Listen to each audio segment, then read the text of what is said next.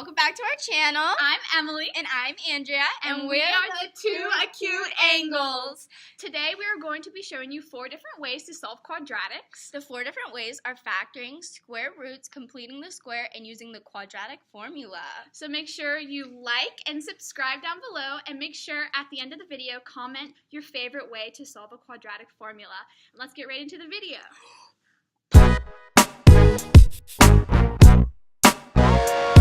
First method that we'll be doing today is factoring! Yay! Because everyone loves to factor. Okay, so our problem is 3x squared is equal to x plus 4. So the first thing you are going to do is subtract x plus 4 from the side so we get the whole equation equal to 0. So it's going to be at 3x squared minus x minus 4 equals 0. Now you are going to want to factor out this side of the equation. So we'll get 3x minus 4 and x plus 1 equals 0. So now you're going to pull these two out and make this a small equation equal to 0 and this a small equation equal to 0. So we're going to do 3x minus 4 equals 0 and x plus 1 equals 0. So now you're going to solve this equation first. So add 4. So we're going to get 3x equals 4. And then on this side, we're going to get x equals negative 1. Now you're going to, for this one, you're going to divide by 3. So we'll be getting x equals 4 over 3. And then on this side, we just get x equals negative 1. And so our answer is negative 1 and 4 over 3. That's a pretty simple way. That's factoring. Next method we're going to do is square root! So this is our problem. 3x squared plus 7 is equal to 301. So the first thing you're going to do is subtract 7 from both sides. So when you subtract 7 from both sides, you get 3x squared equals 294. So what you do from 294 and 3x squared is you divide by 3. So we're going to get x squared equals 98. And we don't have enough room, so we're just going to move the problem and start up here. X squared is equal to 98. So what we're going to do next is we're going to square both sides. And when you square the second number, make sure you add that plus and minus sign in there. You always need the plus and minus. Okay, so we're going to break down 98 into 2 factors. The highest factor is 49 and 2. So as we all know, 49 is a perfect square of 7. So we're going to have 7 root 2. Up here, we're going to bring the x down because now it's just x. X equals plus or minus 7. And we all know you cannot forget the plus or minus. So our final answer is x is equal to plus or minus 7 square root. Our next method is completing the square! My personal favorite, even though it is a long, long one. So the first thing we're going to do is subtract 30 from each side.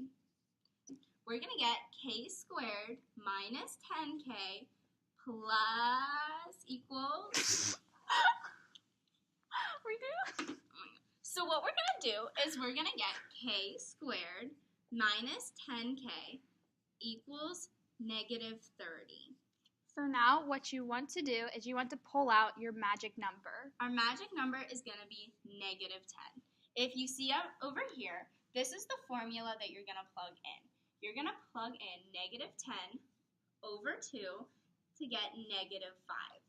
And make sure you're going to square it, and you're going to get positive 25. So now what you're going to take positive 25 and you're going to add it to both sides of your equation. So we will get k squared minus 10k plus 25 equals negative 5.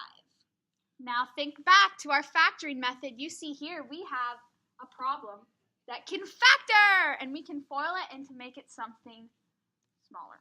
So what we're going to do as a little trick is it's always going to be k minus this number. So it's going to be k minus 5 squared equals negative 5. So now you're going to put your We're going to signs. square root it. So we're going to get k minus 5 equals square root negative 5. And always remember your plus and your minus signs. So what we're going to do is we're going to add our plus and minus over here with our k minus 5 equals and square root 5. We're going to take out Our magic imaginary number! and we're going to get k equal or minus 5 equals plus or minus I5.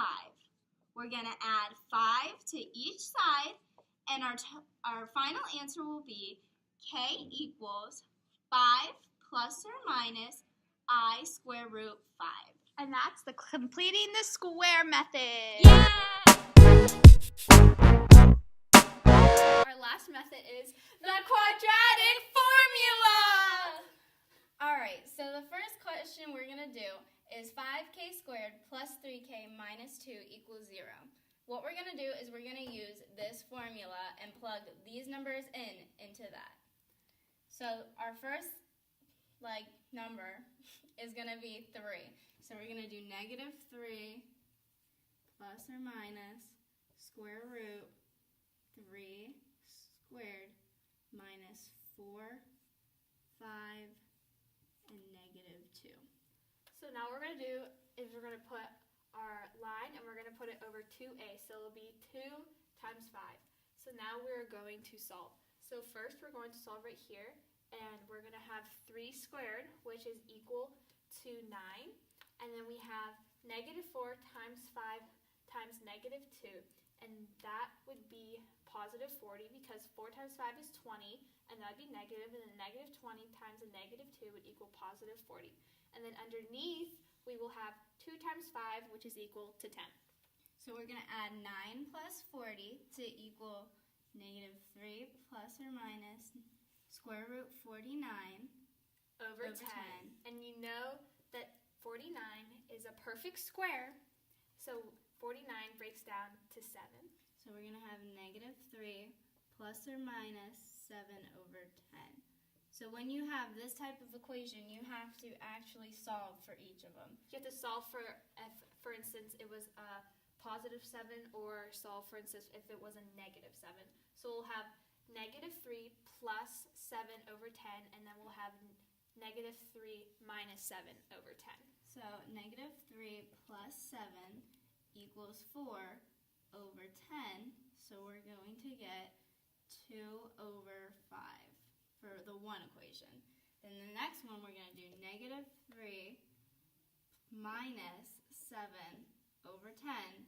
So we're going to get negative 10 over 10 to get negative 1.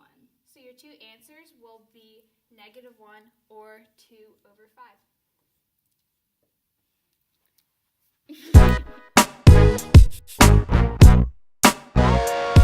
Now we're going to talk about pros and cons for each method. So our first method was factoring. The pros can be, it's kind of quick depending on the equation that you're given. And our con is it doesn't always work for your certain equations. So for our next method, for the square root, our pros and cons. The pros is it's easy to do without a variable with x. So like a 4x is not in the equation, so it's much easier to do. Our first con is if you end up with a very large number, for example, like 964 in your square root, that could be very hard to break down to find the proper equation for it. And then you always need to have a variable be squared to really for this form to work out good. So you always need like an x squared or like a y squared in the problem for it to work out well. So for our next one that we did was completing the square. The pros are there are not many of them. They're long and has side math, which makes them long and tedious. Yes, so our con is like also they're just very long and very complicated sometimes. Yeah, especially if you have like numbers that will go into fractions and it's long and you have a bunch of side math. And you have to do that magic number on the side, which makes it more complicated. Not one of our favorites. It's fun to do sometimes, but not always. So our last method that we're going to talk about for our pros and cons is the quadratic formula, which is my personal favorite method. So for the pros, it's quick, and as soon as you plug in all the numbers, all you have to do is simplify, which makes it super quick and super easy. And our one con that we have is for this method, you do have to remember the quadratic formula, so you have to memorize that big formula, but once you memorize it, it's a great way to solve. Okay. Thank you so much for watching. We really hope that this helped you for solving quadratics. Now you know the pros and cons to each, so you can now solve with your favorite method. So make sure you just like and subscribe to our channel down below, and make sure you comment your favorite way to solve. Thanks so much for watching. Bye!